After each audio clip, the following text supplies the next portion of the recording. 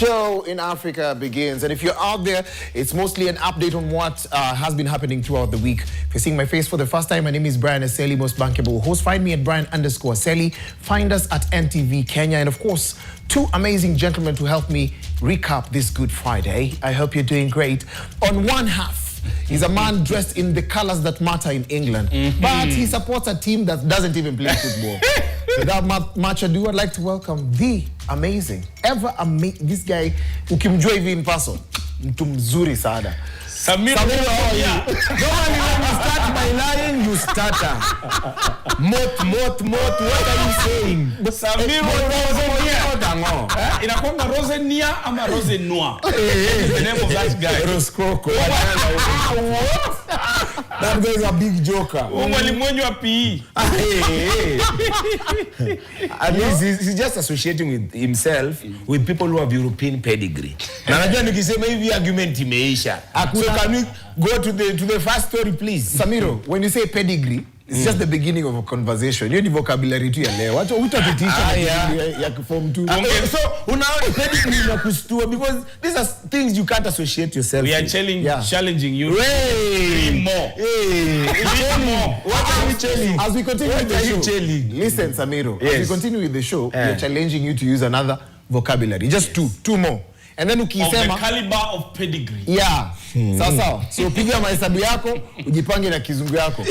Without much ado, this man is respected not only locally but internationally. His commentary on a football team that is thriving in England. Yani heshima inapeanwa tu siku hizi. Samiro, don't interrupt. Unadharau heshima. Samiro, I'm trying to introduce a very important person. This man, in fact, is known and celebrated in the theater world. He has a show. Not only he's multilingual. Sometimes he performs in English. Sometimes very fluent in the Luo. Without much ado, Coach, how are you? Samiro! Yani heshima siku hizi, mtu anapita tu uko kuja tu kuheshimu.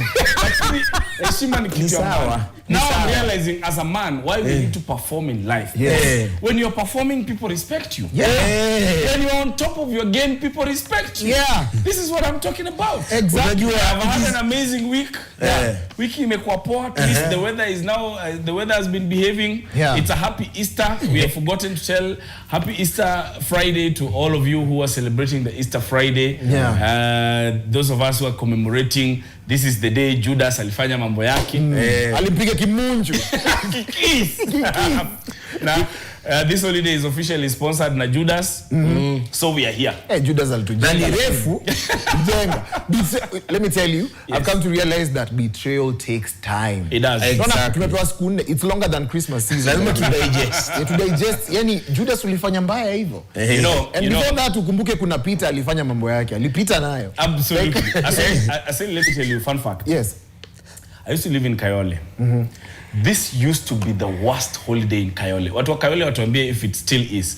Because bro, ukishikwa Thursday, utatolewa Tuesday. Very ready for Tuesday. Watu unajua ukaeka vitu zingine unasema. Na kubambo yani nakani kama is another thing. Bro, Kayole is the only place I was ever arrested 6 times in one night. Umenishinda. I'm talking about in one night. Kwani they were handing you over? No, it was from one cop to the next one. Like, overdo. This is what was happening. Nilikuwa nakaa, so kulikuwa na msako of some sort. Nikakutana na wale wa Mariamu, wa Land Cruiser, wenye wanatembea, bike. Like I met all of them before I got to my house. In uniform. Eventually I was not, sikulala ndani. That's the only time. But generally I have been arrested like 5 times. In one night. I honestly think you never deserved that. You were supposed to be protected. Let's jump on to the first story. Comedian Sammy Kioko is trending, but this time it's not for comedy. He was arrested after storming Machakos County offices, demanding payment of about 19 million shillings for a tender he claims delivered. The situation escalated, and allegedly he was wrapped up and of course later on hospitalized, sparking outrage online. But here is where it gets tricky. Governor Wavinya Ndeti says Kioko is not even a registered supplier, raising questions about who actually owns the tender and whether this is a case of unpaid work or a paperwork problem. So the big question tonight is, this is this a hustler being frustrated by the system, or a case of cutting corners, catching up? And now, this is actually really a common game. It's Kenya's common tender game. So I don't know what you have to say about that, gentlemen. Kwa sababu tunajua Sammy, si ati kila mtu hapa anajua Sammy. Absolutely. Na masami mmekuwa mkitrend, but Samiro, what would you like to say about this story? I honestly hope that they did it in agreement, like Kioko and the sister, because wewe huku umetoa ngori, alafu tena mtu anakuja kusema ati tuko sawa, tumesolve nini. It's just frustrating. Utakuwa zile za hiyo imefanyikaje? Wacha tusikie sister yake kibonga, because on one half Sammy Kioko is actually being roughed up by police, ako hospitalized. Jioni naona wazazi na sister yake wameenda kusalimia governor. I don't know, just check out this clip. And this is to the people who politicize everything. Ours was just following for the payment. Let's not ride on something that is not there. Yeah, if you have your differences with mama, that's on you. For us, it is just our payments that we're following up. Nothing more, nothing much. So we don't want to be associated with anyone that is trying to drive with us. We just want our payments, which mama has committed to ensure through the right channel, it's sorted on time. So is this a case of betrayal? And any weekend you betrayal. If I just say myself, this is where do I personally bury my face? Because it was us those. It was us those. Up in arms. Kusema that is very unfair and everything. Sasa tumeambiwa kama uko na shida na mama, pambana peke yako. So where do we hide our faces? Na next time, I think we will just let the ship to sink. Ukiona mtu anatuangwa, we tuangwa sasa peke yako, because this is very embarrassing to anyone who was for the cause, who was going to kuna watu mpaka walipanga kwenda mpaka Machakos kusaidia Sammy hapo nje ya ofisi za county. It's very bad. I hope hii kitu inafaa. I don't even hope quite ongea mchome. I think for me there are 3 or 4 things going on here. Okay. Thing number one, I remember when the late former Prime Minister Raila Odinga spoke about the tendering process, and he was saying that it is not ethically, morally, socially, whatever, right for any tender payment to go past 90 days. It does not make sense to stay with someone's money past 3 months. Like, wasanii sisi tunajua vile inakuanga kubaya mtu akikaa na pesa yako past that time. Na ulikuwa umemba pesa ya suti ya kushoot. Absolutely. Thing number 2, there was the whole shenanigans. We are not seeing Sammy's name in the people who sijui Movata this, Movata that. Me in my head I was like, si basi ulipe mwenye unaona jina yake. Kama Samia yuko kwa hiyo nini, lipa huyo. Lipa huyo mwenye unamuona. Then also now the third thing is, this is how power plays. Power thrives on dividing and ruling, and unfortunately, Sisi, the working class, we are the ones who are always being divided as they rule. Because then what happens? I'm not saying, even Akina Sammy, they were chasing the money so that they can get paid. They were not chasing the money for the drama of it. So if the governor has committed that now she's going to pay, then now I agree, there's no need for any more drama. Is it true that cunning politicians can ride the wave of something that is going on? Absolutely true. That is also possible. But what I'm wondering is, this issue is a last year issue. This is not the first time this drama is happening. It's just that this time it got worse. And there was a bigger uproar than the last time. There is no way the governor can feign ignorance. She can try and claim that she did not know that this issue was in existence, and only now she's thinking that the political rivals are coming into the camp and are trying to no. She's coming to quell this fire now because she has seen the political implication. Of course. That's why she had to divide and rule. She had to go even through the parents. Why do you think the parents were there? I am sure hii ndio kitu itatukuta 2027 tusipochunga. They will go through our parents. I love that you say that. Another thing you need to understand is that bado Sammy Kioko alifunguliwa kesi. Na also one of his very good friends and colleagues, Mwalimu Tom, yes, Daktari. A member of the show as well. Pia alishikwa and he's a member of this show, by the way. Alishikwa. Now, by the next morning when we were talking about Sammy Kioko nursing wounds, Sammy alikuwa kesi mahakamani. And we are looking at a situation whereby there's a lot that is being done. A thing that I've picked from you is, how fair is it to stay with someone's money for more than 3 months? It does not make sense. Another thing, what kind of sibling, I don't know what that kind of bond sibling or is. unbondedness. I don't, what kind of, I don't know. It's an unbond. I think it was good cop, bad cop, really. Mimi nafikiria it's good cop, bad cop. Yeah. As long as at the end of the day someone is getting paid, maybe I'm easy with it. It's just that it does not have to get to that. Yeah. Why do they have to turn us into activists every single day? Exactly. Aya, story unaweza kuifuatilia pale, but a lot developed soon after. Wacha tuone kama mambo itakuwa ni sawa. Quick recovery to Sammy. Quick recovery. Nasikia alikuwa na cases of internal bleeding which is alleged, but wale wako close, akina Freedom Waka who works right here. Alikuwa ameenda kumvisit. Wacha tuone. Pia na Tumbili. Allow me niongee na Tumbili. Tumbili wacha bwana. Huwezi fanya unveiling ya mguu. Countdown towards the unveiling ya mguu ya Sammy Kioko. What do you mean? Kazi lazima isonge. Wacha nikwambie, Tumbili, you're unique. I don't know. The injury reveal. Alionyesha plaster ya nini ya mguu ya Sammy Kioko. Let's go on to the next one. And this touches closer to nguo zenye tumevaa hapa hivi juu. Si za kwach ni custom made. Yangu na Samiro maybe close. So Gikomba market is undergoing demolition to pave way for a modern organized trading space with better infrastructure. Now, while authorities say it's a step towards safety and order, many traders say the move was actually abrupt, leaving them with losses and limited alternatives. Now, as plans for the new market emerge, questions are now coming up. Will this transformation affect the affordability that Gikomba is known for? Is this progress for Nairobi or disruption for hustlers? And will a modern Gikomba still remain affordable? That's the question that we're asking. Juu ukiingia pale, kuna kamera, ukiingia uko ndani pia unapata grade 2, alafu sasa kuna others. But Samiro, tuchapie history. What do you think? Ita improve situation pale kwa ground ama we are just bound to have more expensive Let clothes? me actually correct you kidogo. Siku hizi vitu za Gikomba hata zimekuwa expensive. Okay. Sababu by the way, we need to define thrift. Yes. Gikomba iko na a certain quality kulingana na ile yenye unataka. So camera ni the clean ones, the very clean ones. Alafu kuna zingine, unaona saa zile stock shafunguliwa, kuna hiyo ya pili mtu anapatiwa, alafu kuna ile ya mwisho. Kuna wangadi na nguo ya one bob. Gikomba. Hiyo ni Sunday ukienda pale masubuhi. Ndio itoke iende. Hiyo ni ya kusukumwa. But then coming to this story,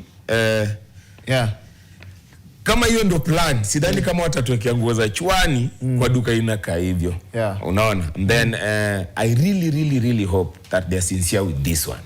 Because yes. I love that you're saying sincere with this one. Tunajua vile Giko shinaka, nataka to roll clip ya kuonyesha venye wanasema itaka.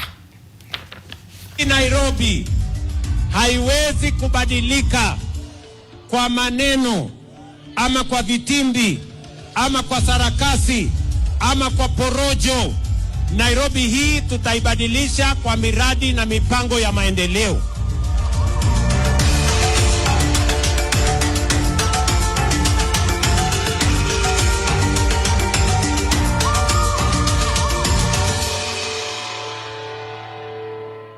Umeenda pale unasema mbao na mikokoteni ikipita ndani ya mall. By the way, you guys are not serious. I think Gikomba should remain old fashioned the way it is, because you just want to change everything into Two Rivers and other malls. I don't know. No, I do not think so. Two things I'm going to say. I think three are silly. Thing number one, Kenyans, we must now start getting used to good things. It might be short-term pain, but it will be long-term gain. This is not to speak. This is not to speak to whether this project will come to fruition or not. I'm just talking about, do we deserve the good market or not? We as Kenyans, we deserve the good market. We actually do. But now on top of that, maybe what I'm worried about is this goes into the larger textile conversation. Where we've been speaking about our local textile industry and wondering, you know what Samiro is talking about is, why are clothes cheap, for example? That's the question we should be asking each other. Why are clothes cheap? Why is it that we cannot afford new clothes? And why is it that we think that markets have to be shabby for them to make sense? I think this is the only thing I share with Samiro here is, it is the same thing I hoped for when they started talking about affordable housing. Yes. I still hope for it up to today. Yeah. That by the end of it, it will be that within the same means or even slightly better that you used to earn back then when you were living in those shacks, you will still be able to live in this new house. It's the same thing I hope for the traders. That even if the quality of the place is improved, they are still cushioned in terms of their daily expense. So that then now you have a way to organize how their electricity bills are paid, how the water, the sanitation in the market, because that's also bound to become another nightmare that is coming to face them in the future. But at the same time, for me now as Kwach, I feel that Gikomba should exist as a Kenyan, promoting Kenyan textile industry and not the Mutumba industry. Let me tell you, we'll put a pin on that. Come back after the break. I have so much opinion on the same because we have bad trade deals with some of these countries. And there's a reason as to why the textile industry in Kenya is not thriving. We are a dump site. We are a dump site. So let's take a short commercial break. On the other half, we'll be continuing with more stories.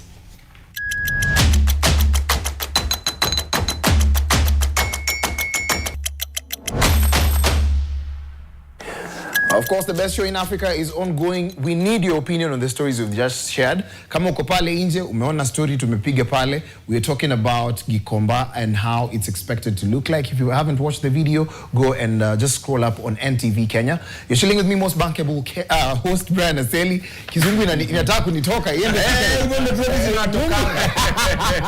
Brian Aseli, Samiro, and of course, Kwach. In the same fashion, speaking of fashion, Kwach, you're not done expressing your point. Unasema kuna lot that needs to come to play. Initially, you'd actually get proper mtumba from Gikomba. Ingekuserve 6 months to 1 year. No. Ingekuserve to infinity. Pata viatu ni origi.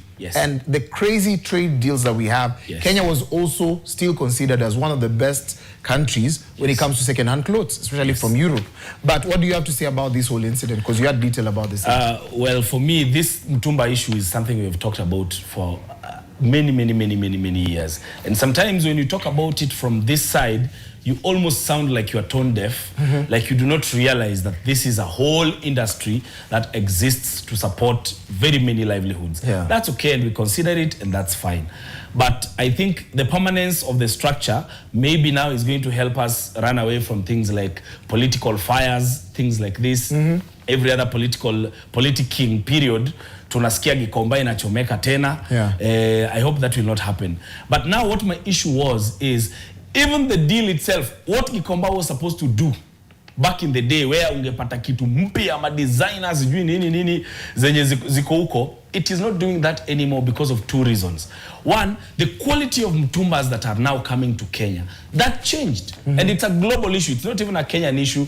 It's a general, people are now talking about Africa in general has been turned into a dump site where we are the final users of every product that is being sent here in terms of textile. So we are not able to, even the cloth you're going to get from there, you're not able to use it for 2 years, 3 years, 5 years like you would before. And then now there's also the encroachment of the thing about fast fashion, where brand new clothes are coming from places like China, and they're coming into markets like Gikomba, where they are still cheap, but you have to buy them every week. So at the end of the day, if you are a person who used to have 5 shirts, 2 t-shirts and 1 pair of trousers, you now have to have that every other month. That's crazy, because it also means we're not getting the best quality of China. Absolutely. But that's a conversation for another day. Do we have the best quality from China? There is best quality. Everything is almost processed in China. It's just that they decide the quality, which quality goes where. But here in China, they always also have made their market like that. Iko na grade 3 best, hapo katikati na huku chini kabisa. Wako na camera. What we should have done is sieve or scrutinize whatever is being brought. Do we need to stop tu hivi pap? We are going to experience something. Samiro, can I shock you that there are bodies that are supposed to be doing that? When they are opening our borders, there are people who should assess the quality of goods that are being brought into the country. Yeah. But it is what it is. And you have a strong point, because sometimes pia tunaangalia products zingine later on we are told that they are not good for consumption, and it's something we've been using for 6 months to a year. So that's a conversation for another day. Are we the generation? Perfume Are we the generation that's going to witness Kenya creating its own clothes? Not with what I've exporting? seen, not with the reasoning that I've been seeing. In fact, I feel like reasoning. Just leave. I won't even lie to you. Watch and you next story ya reasoning sasa. Now, Interior Cabinet Secretary, that is Kipchumba Murkomen, has proposed the use of artificial intelligence in future police recruitment, a shift from traditional physical manual process that often faced criticism over corruption and lack of transparency. The new approach could introduce digital applications and data-driven selections aiming to make recruitment faster, fairer, and aligned with modern tech-driven. And of course, but concerns remain around access, digital inclusion, and whether AI systems could introduce new forms of bias. So the question is, will AI clean up police recruitment in Kenya, or simply digitize the same old problems? Take a look at this clip. The next police recruitment should now move to having a lot that deals with AI, technology. We cannot continue recruiting in the same manner and expect us to be in a competitive way. It is important that we infuse, we get professionals who specifically support the National Police Service to be able to combat these challenges. Is it an immediate problem, Coach? Recruitment, we know that it's Why do I agree with him? No, listen, it's been mad with a lot of things. Tribalism came to play because if you hear a leader from a particular tribe has been assigned that sole duty of leading a department, utaskia uko. Watu wengi wana recruit from the same tribe. I want to hear from Samiro. Oh, Samiro. First to know why he agrees. Why did he agree? I will agree with him because what the service, according to what they've always been producing, I think they will be more intelligent than what they've been giving to us. What do you mean, Samiro? Because acha basi niongesheni nimezoea. Sema ukweli, wale kara wenye tunatumia wangu wenye wamepitia process juu kiganjo ama waiganjo wakaprocessio tunapatiwa watu serve. Kama ni kutu serve au to serve. Labda AI sababu computer imeprove kuwa smarter than the human being more than once. Sasa mimi hii mkondo maybe computer haitakuwa na shida ni kwa sababu meno moja. Unaona? Maybe hata itasema hiyo ni structural. Let me tell you. Anytime you hear any government institution wants to change their system, always follow the money. Always follow the money. Paper trail. Who is going to benefit from us changing from a manual order into the AI system? It's not about whether this system is good or not. That does not matter to anyone. Our systems are not failing because we have a bad system. It is failing because of a systemic human error that has been created. It is not that it is natural, that we were born like this, that humans can't do this job because humans were born faulty. No. It is a systemic issue that has been created so that it can benefit a few people somewhere.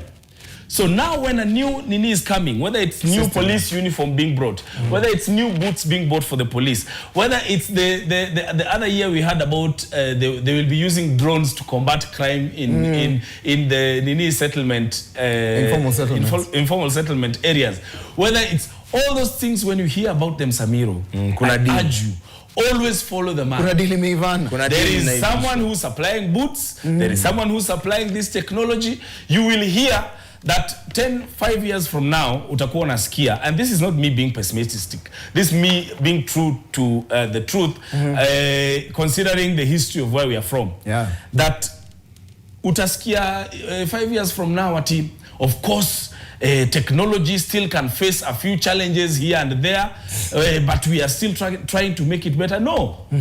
I'm sure the police department, AI recruitment is not their most immediate challenge that they are facing. I think our interior CS should first tackle the issues of police behavior. The ones that exist, because even that technology that is coming, the greatest weakness of any efficient system is the human error. The human error. True, we will still have humans interfering. Even when e-citizen came, bado issues were there. Za sijui nini ndio mwende mkapige line, kupitishwe line Nyayo House. The issues will always be there. So that's why I'm saying, Samiro, I do not have a problem with the technology. Yes. I have a problem with the humans that are bringing the technology. Makes sense. Paper trail. Actually, I have a problem with the humans that undertake the recruitment exercise. Because ile kitu wamekuwa wakitupatia, no please, wachukweni. Mambo ni mengi, but we also need to consider two things. One, are the police officers currently being paid well? How much is it going to cost to actually roll out this plan? Because ukisikia tu iko towards the billions and it's not implemented, Kenyans are still losing money every single day. Look at the money. And we're going to bring the system, alafu ikuwe kama hii ya cameras za traffic. Someone will go to court, it will be stopped, but the money has been spent. Ama ile kadi fulani tulisumbuliwa ikakuwa null and void. We'll take a short commercial break. On the other half, we'll be sampling some of the things that you have to say online concerning some of the stories that we just shared.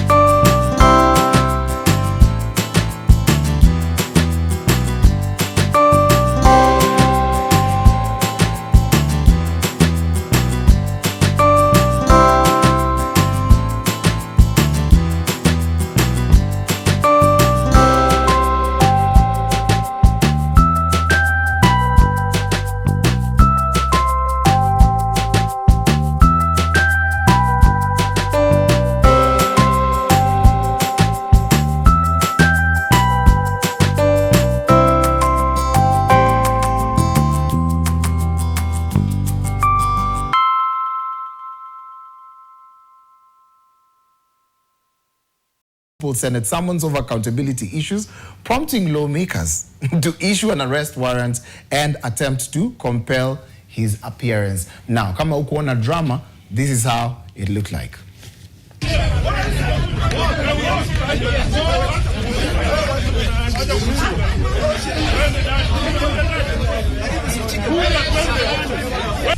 And we can square this thing as men.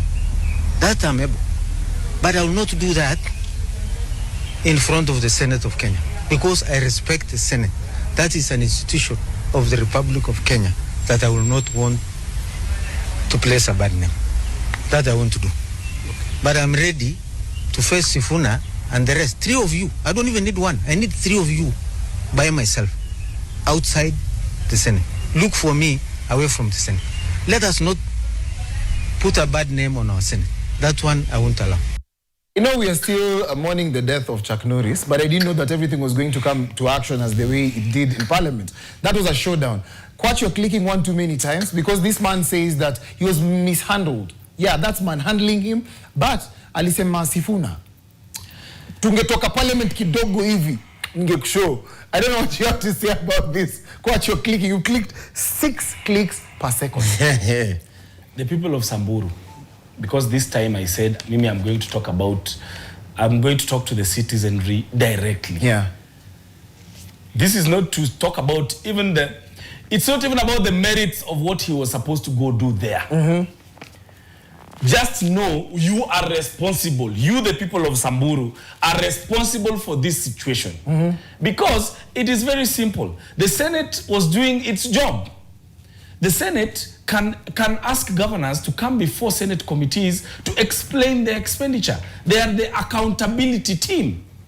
This governor was asked to come in front of the Senate. He did not come in front of this Senate that he now says he respects. I know there's that. And it's not the first time, it's multiple times. Absolutely. Yeah. And it's because he cannot simply, because mimi ukiambiwa uende staff room uende useme kwa nini ilipotea kwa classroom na ni wewe ulikuwa umebaki na utaki kuenda, what it simply shows is that you cannot explain where you are. Ulikula pesa za matanga. Sawa sawa? No, of course. So now he refuses to go to the Senate. I know they are hiding behind that whole shenanigans that is there between the Council of Governors and the Senate. The Council of Governors is feeling like senators are humiliating them. They are not being humiliated, they are being held accountable. If that sounds like humiliation, then the humiliation ritual should continue. Yeah. So now that's not even where my point was. This guy is now making it look like it is the senators who are making the drama. And yet this guy, after being summoned to go to the Senate and did not go to the Senate, mpaka the senators were asking for a warrant of arrest to be released for him to be arrested, he decides in his own wisdom to do a presser. To go and do a presser outside the Senate. Yeah.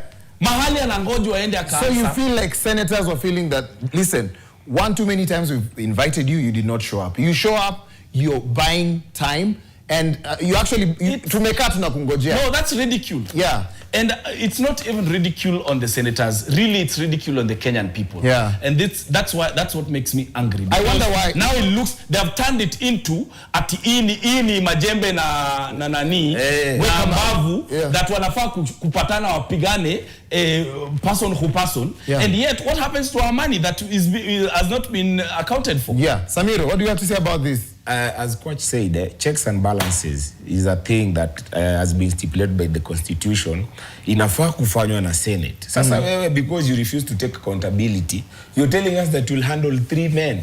See, first know how to handle yourself, because you're representing a group of people, as Coach was addressing them. Yeah. Sasa, what are you telling us about your people? Because a leader is a reflection of the people he's representing. So at this, we don't think we will give you the people to handle you. Na kama tutakurudisha, sijui kuna watu tunafaa pia kukataza kupiga kura, because if this is what you guys are giving us to try and deliberate on development of the country, you guys are downgrading yourself. Kabisa. No, I like what you gentlemen are saying, because kuna kitu moja nimeona, leaders wetu, they are not used to accountability. Absolutely. And anytime they are held accountable, 2 things come to play. 1, they play or claim foul play. That is 1. Yeah. 2, they bring in the tribal card. Absolutely. Now, for example, whatever happened in Senate this week was something that was outrightly seen in the video. And the senators were serious. Ungeona Onyonka pale, unaona Sifuna pale. But because Sifuna is now a figure that's really growing, waliamua to choose or pick on him. Now I hear a group from Samburu sat down and actually wakarusha tambiko, those rituals. Wakasema, mtu akihumiliate one of our leaders, aendangi hivyo. I'm like, if this person is not held accountable, pesa na zile kwanza shida zile mnapitia is because pesa yenyu haijatumika vizuri. So what I don't know how it changed from oversight to uppercut, and I don't know how it changed from accountability to a conversation on tribalism, because I so happened to host a show on radio, and on radio people started talking, and especially from Samburu. Yeah. Now one thing that we need to also consider is how these tribes are led. they are led by clan. So clanism. So anytime mtu wenyu anakuwa held accountable, that particular clan feels like they are being picked on. For example, the Ma community, every time someone from the Ma community is not behaving well, na akuwe held accountable, they say it's because you are a minority. But the census was done just the other day. The population speak otherwise. I don't think the Ma community are actually a minority per se. Maybe they've been neglected over years on matters development, but is it by choice? I don't know what you have to say about that. Aseli, for me, I think this is we are victims of narratives. Even that thing you were seeing online, you can't say that Samburu people are rioting. No, it was a couple of boys who were on the road, who probably were manipulated to go on the road out there. Maybe it will have now a rollover effect where other people might also start feeling like, oh, mtu wetu. But if you ask for sure, you will find that even in every political game, there's usually just a few people who are benefiting. And those are the ones, since, unajua mimi kama, like this coming weekend, I have a show, Kikelo Takelo at Kenya National Theatre. I am the one who is responsible for the marketing of that show. That is what the same thing politicians do. Since they are the ones who are set to benefit from these gimmicks, they are the ones who orchestrate these gimmicks so that it looks like the Ma community is up in arms. The Samburu community is... No, it's not the Samburu community. It's 20 people from the Samburu community. And that's why I was talking directly to the citizenry and saying, if someone does not speak for you, make sure they are not speaking for you. There's something you said when you were starting this show. You said Kenyans are not used to good things. So wakati kuna drama, kuna rift, kuna a little bit of tribalism here and there, kuna ukosefu, hiyo ndo tumezoea. So because ukiangalia the expenditure, wale governors, according to, it was published on the Daily Nation, and ukiangalia the amounts that people were using to build, to actually just construct offices. You'd see 400 million, 500 million to construct offices. Yet, we are overrepresented. I mean, if you just take the number of MCAs that we have in this country, you slash and then versus the ratio of ICUs that we have in this country, you definitely know what we're talking about. Right now we go on to the next story. There is a promise that we were given, and this promise actually ties on to a new plan. That is the Kenya National Highways Authority has announced plans to build roadside rest stations across major highways to reduce accidents caused by driver fatigue. Now the rest stops with when they offer safe parking, rest areas, and of course essential services, with authorities even considering mandatory stops for long-distance drivers. So the question is, will these rest stations make our roads safer, or is driver discipline still the bigger issue? I don't know what you have to say about this. I'm going to give you a story. I used to teach drama festivals. This time we taught, so unajua ukitaka to make more money, you pick more schools. So we'd move from Alliance High School, mnatoka mnaingia Riara kidogo, mnaingia St. Deborah's, mnakimbia kwa shule fulani hapo Kericho. Mbona sisi mkiingia Ofafa? We are self-sufficient. We don't need teachers. Ofafa, Being minister is already a movie. I can't say Ofafa a drama teacher. Ofafa Jericho, hauko wanafanya nini? Hamko mnafanya drama. Mfanya drama. Of course we did. No, nasema drama. Where did drama kama yenye maisha? No. That is enough. See, drama is something good. So we do that. We do the rounds and actually go from county to county. And this time, the person who was driving is now a respected man in this country. Alikuwa kwa steering wheel. So he had driven, and every time we go, we do intense practice. Na shule mnaingia mnafanya drama festival mnatoka. So we would drive from one side of the country to the other. There's a time we almost drove into like a trailer. And that trailer guy was on his path, but we were veering off the road due to fatigue. So fatigue is not a joke. I don't know how you'd like to handle this story, gentlemen. Resting areas where distance ni ndefu, unapark, unalala. For me, one, I want to remove the shackles from you, my brother. Shackles of the as you talk about the driver. But for sure, I think it's the right thing to do. And I hope that drivers have also absolutely experienced it. I've been a victim as well. I was once very driving while very tired, and I almost caused a bad accident. Thank God only the machines were hurt. No one was seriously hurt. Yeah. So I hope that even as they bring these public restrooms, it will be restrooms for sure. Rest stations. Yeah, restrooms are different things. Rest stations. I think so far what Kenyans have used is the service stations, the petrol stations. Those are the places where Kenyans have been taking 5 minutes off to just go stretch their legs and stop there and need. The only other thing I'm hoping is that let this not be a singular manner of tackling whatever fatigue and whatnot. Let it be as we are increasing road markings, we are increasing the width of the roads, we are increasing the even lighting up the roads. Because kwanza there was a time hapa between Westlands and Kangemi. My friend aungepita hapo ni venye unafikiria unapita ndani ya. Your lights are on but you can't see anything. So yes, and also rest stations mean security. Kwa sababu unaweza enda kwa rest station mmelala hapo mna rest. Unajikuta una rest nje ya gari. Gari lishaenda. Samiro, real quick. Whenever there is a new project, follow the money. Well, this is a very good idea. Yes. Well, this is a very good idea that will help sababu sitadanganya pe mimi nimekuwa hapo. Nimeendesha gari kama nimechoka. Yani hii sikuwe tena ingine yenye itapita isemekane hata ile stima waleta bilioni ngapi, sijui wheelbarrow kama ile ya wheelbarrow sijui ngapi, curtains sijui za pesa ngapi. Hii inatokana na the trauma that we've had as a country. Project inakuwa kickstarted alafu katikati pale unaambua haijaisha na pesa sijui contractor alifanya nini. And then talking about security, tayari tunajua whatever we have as our police high match our population. So this is a project that I feel like tuendelee tu kurest wenye tunatokana na Bukinya simama na Ivasha simama na Kuru, because at this point so your project trauma yetu bado haituruhusu I think it will be an amazing project. Mimi personally as someone who ndio niende ushago, it is 8 hours and above. Also alongside hizo barabara zikiendelea kupanuliwa, it will be a nini. And also now that we are speaking about it, I'd want to take this opportunity to also thank our servicemen who are on those roads, who are always ensuring that in case kitu ikufanyikie ukiwa mahali hapo katikati, you can stop by them and they can give you assistance. Because kuna sisi waonanga tu ubaya pekee.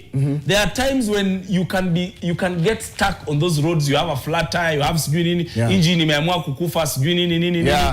Those cops can come and they can really be of great help. This conversation has to stop here on air, but off air, it's actually continued. We hope that you got to learn one or two things from the gentleman. Umesema uko na show next week, tutakuja. Yes. Ni ya Kijaluo, we will come with our Kikelo takelo.